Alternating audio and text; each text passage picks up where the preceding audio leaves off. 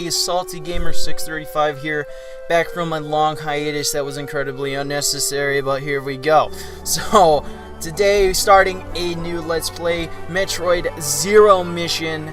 This is my favorite Metroid game made. I am a huge Metroid fan, and I love this game. So, a couple things about this Let's Play. I am post-narrating this, because whenever I play Metroid, I like to sit back and chill and relax, and I do also have other things that I like to do, like, you know, go to the fucking bathroom, or go get some food, or play with my daughter, and that's awesomeness. So, I'm playing this, also in a copied save file of my first playthrough that I did on the system. I'm also emulating this from my Wii, because I got my HDP VR, and I can record my Wii, and it's really, really cool. So, awesomeness stuff and things. So, here we go. 3 seconds into it, you already have the fucking morph ball. That is just awesome. So, yeah, cool stuff. So, morph ball allows you to obviously get into small little areas and do cool things like roll around, because apparently Samus can do that. Don't even question it. Don't question why the morph ball exists, because I know, like, fucking Game Theory did an episode on it. Well, too fucking bad. Who cares? The morph ball's here to stay, and it's been a Metroid tradition since the beginning of the fucking franchise, so don't question the damn thing. Yeah, that's it. So, anyway, right here we have the first of the Chozo statues. These dudes kind of act as your guide. Now, the biggest problem some people have with this game is that apparently they think it's very linear because of these things. I strongly disagree, because all the really Chozo statues do is they kind of just point you in the right direction. They give, like, Metroid players, new Metroid players, like, you know, just a direction to go in, which I think is a very, very good thing, because, you know, not everybody played the first Metroid game, and I'm not saying anybody should play the first Metroid game since this game is out. And by no means do you have to listen to them. Like right here, this is a way that you can skip the long beam. You can just shoot right there, because obviously your beam ain't long enough to go through there. However, I will not be doing that, because I don't like the pea shooter. So I like being able to shoot all the way across the fucking screen. So that's awesome. Yeah. So a lot of people say, oh, the game is linear, it's nothing like the original game, and to that I say, well, it's nowhere near as linear as, like, later versions, like, I don't know, Prime 3, Fusion, okay, we're not gonna go there, but, yeah, anyway, so, yeah, anybody that has any problems with this game's quote-unquote linearity, then you're talking to the wrong guy, because, yeah, I don't know, but, yeah, so I think, like, not even, like, 4 minutes into this, we already have, or not even, yeah, 4 minutes into this, we have our first upgrade, or first 2 upgrades. So you can go to the right there, but you will get blocked by a door, so you're supposed to come here and check to see that, hey, there's a statue there, and it's got some faces on it, so you'll be seeing those faces later on. So now we can go, oh my god,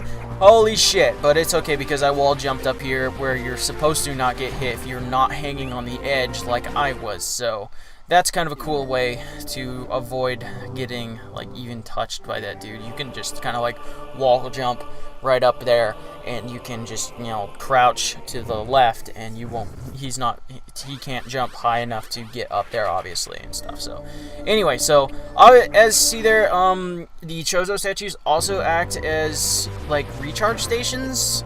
They will recharge your health fully, and they will also fully recharge your missiles, and later on super missiles, and very, very later on your power bombs. So that's pretty cool. I like recharge stations. I don't know about you guys that say you don't like the Chozo statues, but I kind of like recharge stations. I don't know, I'm just saying. But yeah, so the room is shaking there. I wonder why. Guess we're gonna have to go over here, and look at that, we got missiles. Not super missiles, dumbass. Missiles. So normal missiles. Missiles are pretty cool. Early on in the game, they pack quite hell of a punch, and they will pretty much one-shot everything.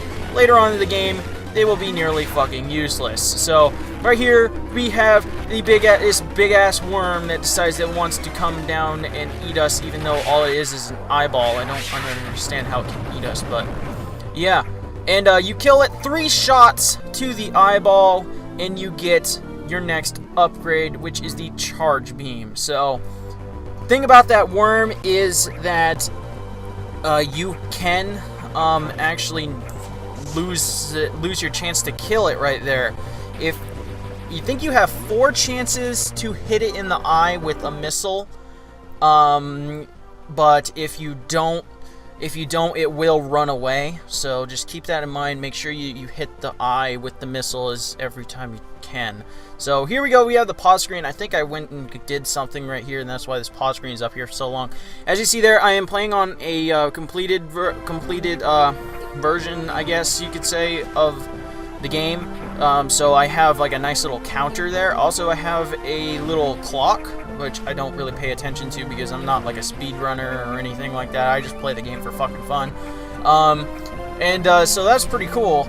I just like playing it this way because I got that nice little counter there, and it like reminds me, hey, this is all the stuff that's in this area, and it makes it easier for me to tell, you know, where stuff is and all kinds of great stuff like that. So that's pretty cool.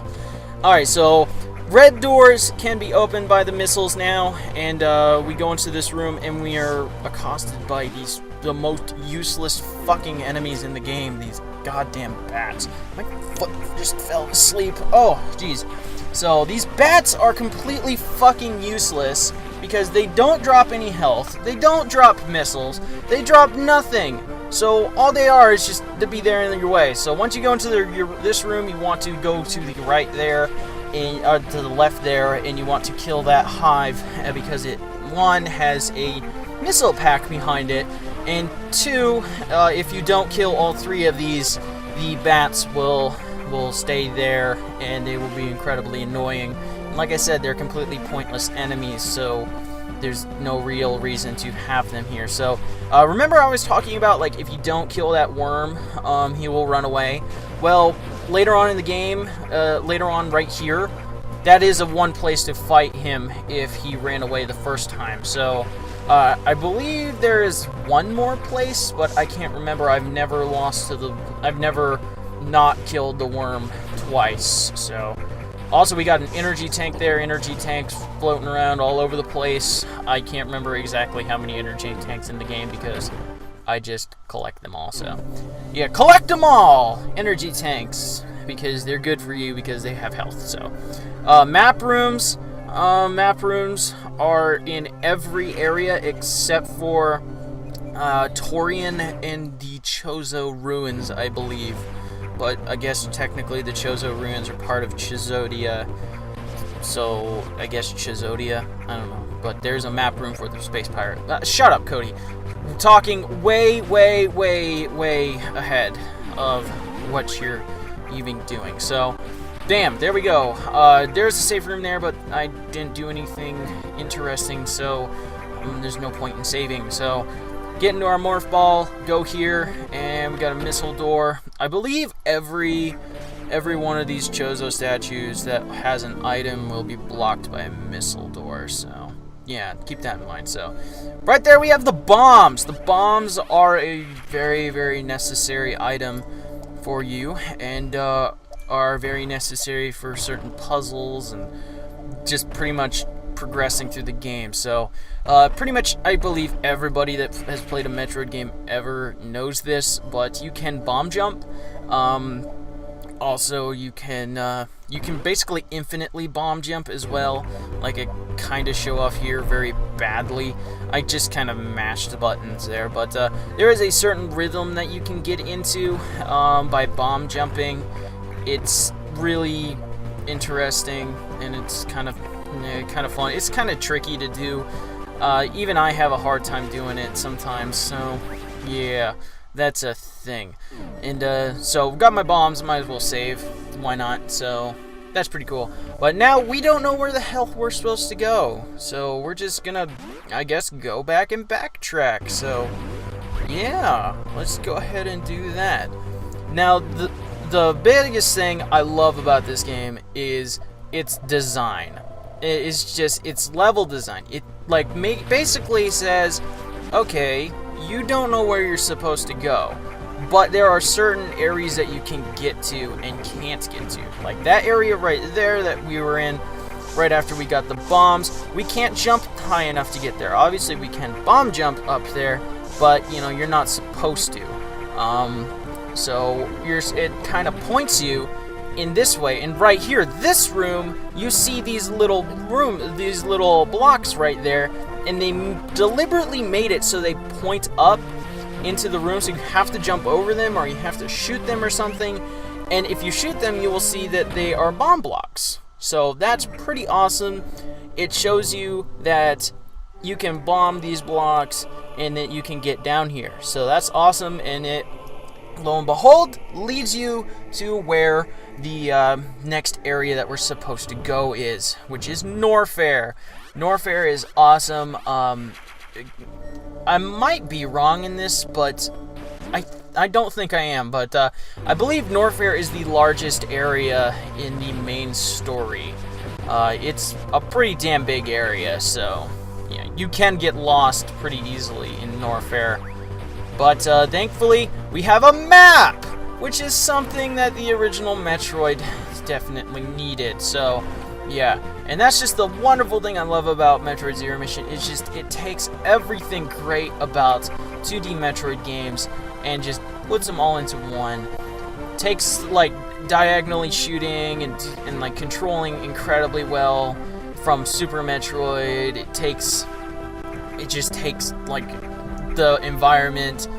It's such a good fucking game, and there's a reason why this is my favorite game. So right here, a lot of people usually get this with the power grip. They come all the way back here and get this with the power grip, but there is a way that you can do this by not completely failing like I did there like 3 times, because you can bomb that by falling down, and then you can just quickly tuck in there and get that missile pack right there. So that's pretty nifty.